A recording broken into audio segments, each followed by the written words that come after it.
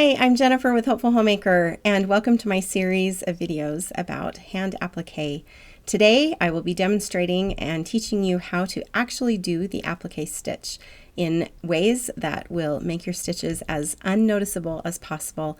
And this is the part where it gets really fun because you're actually stitching your shapes to your project. The specific shapes that I'm using in this video come from my Soda Pop Blossom pattern, which you can find a link to in the comments below, as well as links to the other videos. So glad you're here.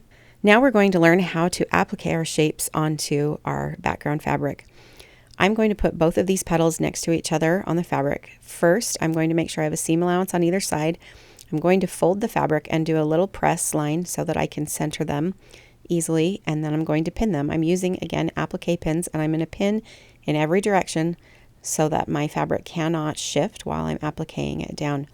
Then I will do that, repeating with the same shape on the other side, and I'm leaving my raw edge along the raw edge of my fabric shape because it will be sewn into the quilt. But again, I'm making sure that I have a seam allowance on the left and right side of it. Next, I'm going to choose my thread. You're going to want to choose a thread that matches so you can barely see it, but for the sake of this video, I'm going to use black thread. I'm going to cut a piece that's about 18 inches long at the most and thread my needle. Then I'm going to place my needle over on top of the thread, and I'm going to wrap the thread around the needle about 5 times.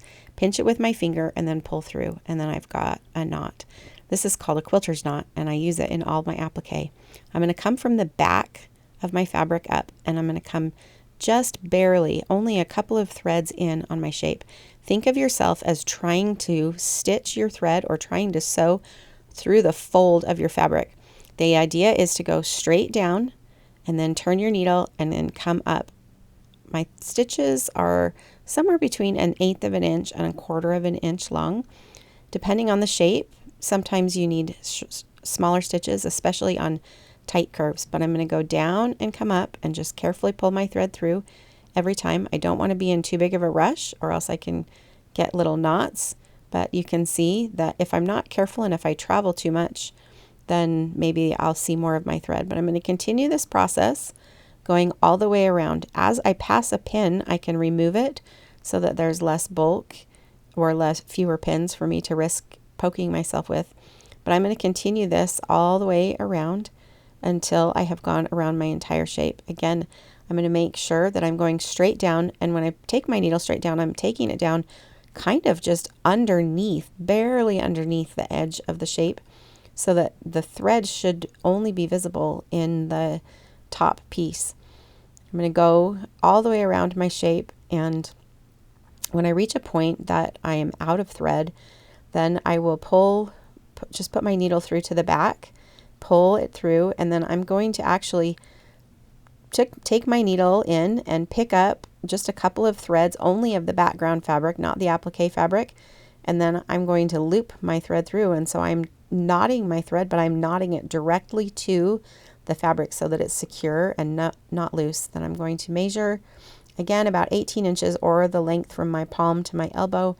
I'm going to rethread my needle, and again I'm going to do the same quilter's knot where I put the thread on my index finger, hold my needle perpendicular to that, wrap it around, and then pull through by pinching with my thumb and my index finger. Then I'm going to again go up from the back, and I'm going to continue my stitches and go all the way around. Again, because I'm left-handed, I started on the left-hand side of my block because I am going to sew left to right. If you're right-handed, you would have started on the right-hand side and you'd be sewing right to left. Now, the reason I prepped both of my shapes at the same time is that when I get to the end of this one, I can go to the back, do a tiny knot, and then just continue sewing without needing to cut my fabric or redo anything. So you can see here that I'm going to pull it through to the back, just do a tiny little knot right there, and then I can come right up and begin sewing on the next shape. So I'm sewing both shapes together almost in one continuous motion. Again, as a right-handed person, you'd go start on the right-hand side of the right shape first, go around that direction. But all of the principles are the same regardless of left or right. Just consider it as doing something in a mirror. So I'm going to continue to stitch.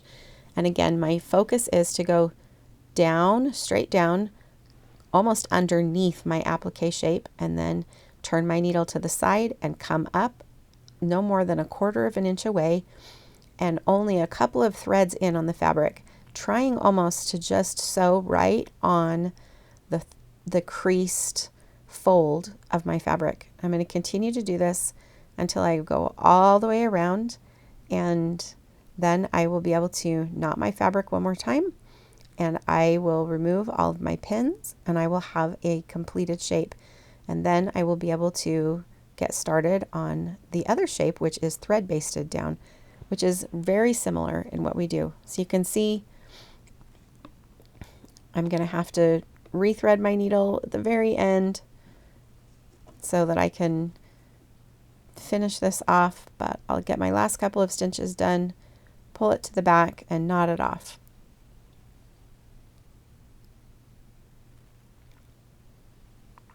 And so now I have a shape finished.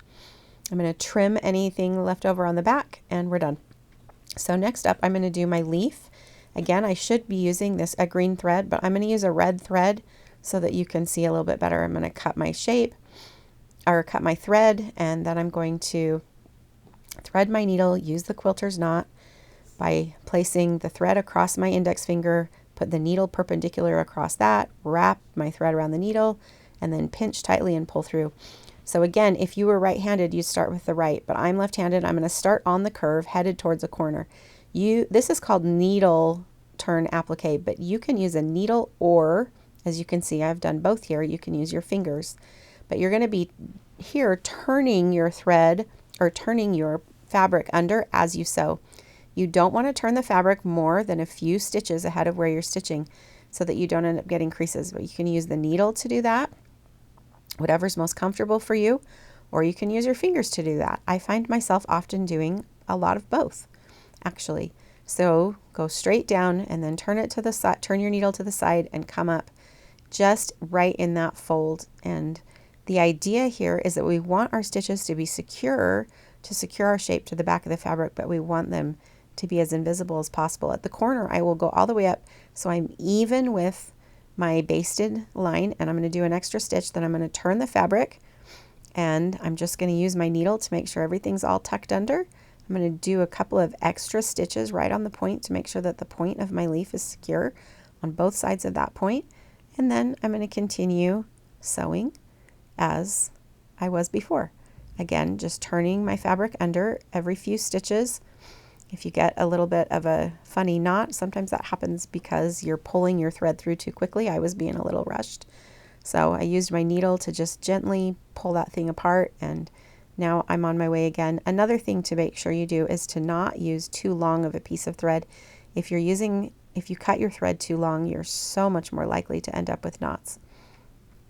So I'm going to continue to just stitch this and go all the way along the edge until I have stitched my entire shape down. So I'm focusing on keeping my stitches even and keeping them close to the edge of my fabric, or close to the fold, so that they're as invisible as possible.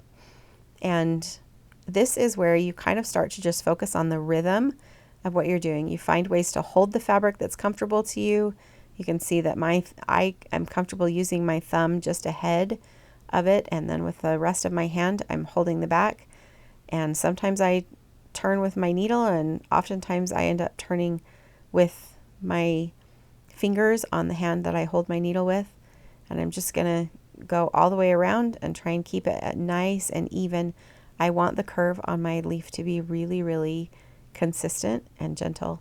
So as I go around, I'm going to bring it again to the point, the other point on the leaf, and I'm going to do the same thing. I'll end up stitching after I rethread my needle. I'll stitch right to the corner and do some extra stitches there. So rethreading my needle to get everything prepared to go, tie my knot, and again come right back up from the back, right in that same spot where I just finished. I'm going to put my last few stitches in to get to the corner, and I will add an extra stitch to secure it, then turn it under, and really carefully stitch at the corner to make sure that I don't have any loose threads hanging out. And then I'm going to continue to go along the shape. So now I'm headed back along my curve towards where I started. As I get closer to the curve, one thing I'm going to be keeping an eye on is making sure that the seam allowance, or that fold in the fabric, comes lining up to where I started without any jagged change in direction or change in angle or change in width. So I'm going to get to the point that I'm close to being there, and then I'm going to kind of pull back, and I'm going to look at both and make sure that it all aligns well. You can see here now I'm checking, and it's going to just line up great. I'm going to go over it, kind of go over it with my needle a little, and then start stitching again. And then once I've stitched all the way around, I'll put my needle to the back, and then I will take my needle right through a couple of threads of the background fabric only, not the applique fabric. And then I'm going to loop my thread through so that I'm knotting it, but I'm knotting it directly to. Now I have my stitch done, and it's time to remove the threads. Remember those tails? I'm going to put my scissors through the end at a corner, and I'm just going to pull, and they're going to come right out. And now I've got two shapes that are totally done. One was thread basted, the other was done the other way. Thanks for watching. Hit subscribe for more content and see the links below to catch the other videos in the series.